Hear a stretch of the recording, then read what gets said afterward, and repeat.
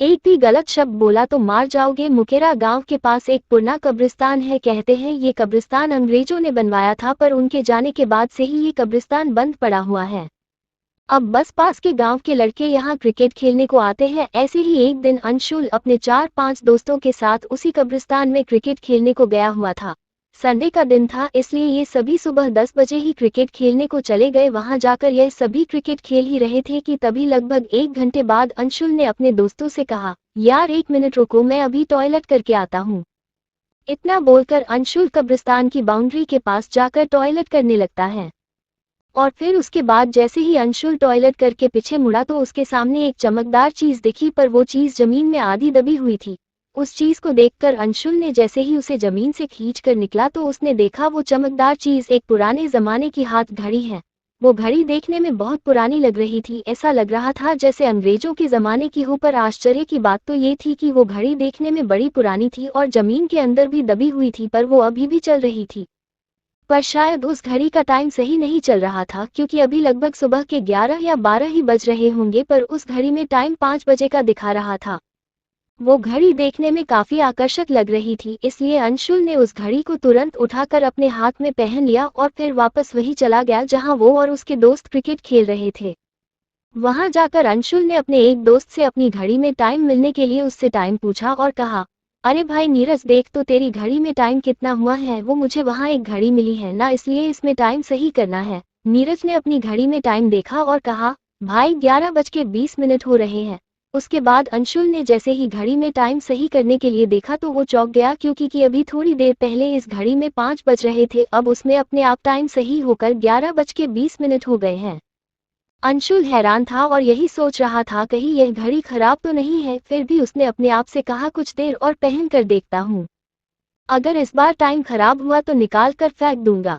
इतना बोलकर अंशुल फिर क्रिकेट खेलने लगता है और कुछ समय बाद ये सभी क्रिकेट खेल ही रहे थे, तभी नीरज अपनी घड़ी में टाइम देखकर बोलता है, चलो भाइयों 1 बजने वाला है और आज इंडिया का मैच भी तो है। नीरज की बात सुनकर अंशुल अपनी वही घड़ी में टाइम देखता है जो उसे अभी थोड़ी देर पहले मिली थी। वो देखता है उसकी घड़ी में भी 1 बजने वाले थे, इसका मतलब ये था कि उसकी यह घड़ी सही ही चल रही है।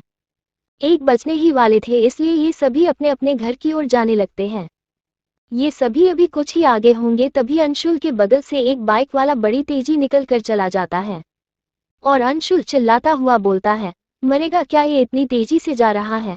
अंशुल की बात खत्म होते ही नीरज बोलता है, अरे भाई ऐसा क्यों बोल रहा है किसी को। फिर अंशुल बोलता है, तूने देखा नहीं क्या भाई, वो कितनी तेजी से जा रहा था, और वैसे भी मेरे बोलने से कौन सा वो मर जाएगा। चल अब ये सब छोड़ और जल्दी जल्दी चल, मैच बस शुरू होने ही वाला है। इतना बोलकर वो सब फिर अपने घर की ओर जाने लगते हैं। ये सब तभी थोड़ा ही आगे गए होंगे कि वो देखते हैं उनसे थोड़ा आगे काफी भीड़ लगी हुई है। ये सब सोच ही रहे थे कि क्या हुआ होगा जो यहाँ इतनी भीड़ लगी है। ये लोग थोड़ा और पास गए तो देखा सामने उसी बाइक वाले का एक ट्रक के साथ एक्सीडेंट हो गया है और वहां खड़े सभी लोग बात कर रहे थे, बेचारा ट्रक से टकराते ही मर गया, अब कोई क्या करे, ये था ही इतनी स्पीड में। उन लोगों की बात सुनकर अंशुल और उसके दोस्त बड़े ही हैरान थे, क्योंकि अभी थोड़ी देर पहले अंशुल ने इसे मरने के लिए कहा और ये मर भी गया। पर सबने सोचा ये बस एक इत्तेफाक होगा, इसलिए अंशुल और उसके दोस्त घर की ओर चल दिए और यह सब गांव में पहुंचे तो देखा गांव के हैंडपंप नके पर बहुत भीड़ लगी है। और तभी अंशुल बोलता है, कहीं ये नलका गायब ना हो जाए, दिन भर भीड़ ही लगी रहती है। अंशुल ने इतना बोला और अपने घर चला गया मैच देखने के लिए। घर पहुंचकर अंशुल ने टीवी लगाई और मैच देखने लगा। अंशुल अभी मैच ही देख रहा था, तभी अंशुल ने कहा, ये रोहित शर्मा आज आउट ना हो जाए, बहुत तेजी से खेल रहा है आज। अंशुल के इतना बोलने के थोड़ी देर बाद ही रोहित शर्मा अगली बॉल में कैच आउट हो जाता है। रोहित शर्मा के आउट होते ही अंशुल गुस्से में बोलता है, मैं कहा ही रहा था ये आउट ना हो जाए, और देखो ये आउट हो गया, अब मैं नहीं देख रहा मैच। इतना बोलकर अंशुल गुस्से में उठा और टीवी बंद कर दी, क्योंकि रोहित शर्मा उसका फेवरेट प्लेयर था। टीवी बंद करने के बाद अंशुल जैसे ही अपने घर से बाहर जा रहा था तो उसने देखा उसकी मम्मी पानी के डिब्बे खाली ही लेकर आ रही है। उसकी मम्मी के आते ही अंशुल ने कहा, क्या हुआ मम्मी, आप पानी के डिब्बे खाली ही क्यों ले आई हो, नके पर कुछ ज्यादा ही भीड़ है क्या। अंशुल की मम्मी ने अंशुल की बात का जवाब देते हुए कहा, अरे बेटा नलका ही खराब हो गया, सुबह से सही चल रहा था और जैसे ही मेरा नंबर आया तो नलका ही खराब हो गया। जाओ बेटा गांव की दूसरी तरफ जो हैंडपंप नलका है उसमें से 2 डिब्बे पानी भर के ले आओ। इतना बोलकर अंशुल की मम्मी ने अपने हाथ से डिब्बे अंशुल को पकड़ा दिए और अंशुल गांव की दूसरी तरफ पानी भरने के लिए जाने लगता है। और जाते जाते बार यही सोच रहा था कि आज उसके साथ यह क्या हो रहा है, सुबह से वो जो भी बोल रहा है वो सच हो जा रहा है। यही सोचते सोचते उसकी नज़र एक से उसकी घड़ी पर पड़ी जो उसे सुबह ही मिली थी।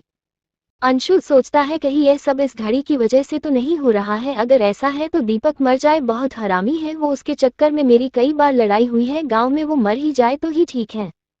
इतना बोलकर वो गांव के दूसरी तरफ वाले निकले की तरफ जाने लगता है और वहां पहुंचकर अपने डिब्बों में पानी भरता है और अपने घर की ओर जाने लगता है।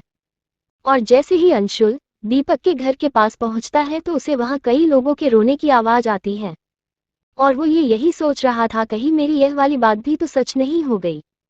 अंशुल ये देखने के लिए दीपक के घर के पास जाता है और वहां खड़े एक आदमी से पूछता है, अरे काका, ये दीपक के घर में सब रो क्यों रहे हैं? अंशुल की बात सुनकर वो आदमी बोलता है, अरे बेटा, वो दीपक की मौत हो गई है ना, आज सुबह से तो ठीक था और अभी थोड़ी देर पहले ही एकदम ठीक ठाक गांव से घूमकर घर आया और जैसे ही उसने एक गिलास पानी पिया और तभी पता नहीं क्या हुआ वो एकदम नीचे गिर गया।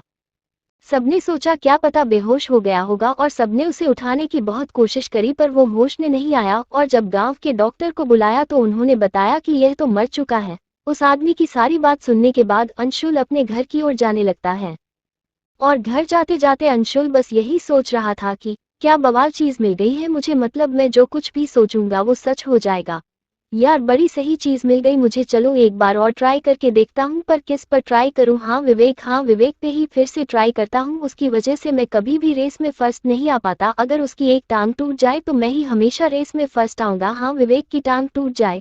इतना बोलकर अंशुल अपने घर में जाता है और पानी के डिब्बे अपने घर में रखकर विवेक के घर की ओर जाने लगता है।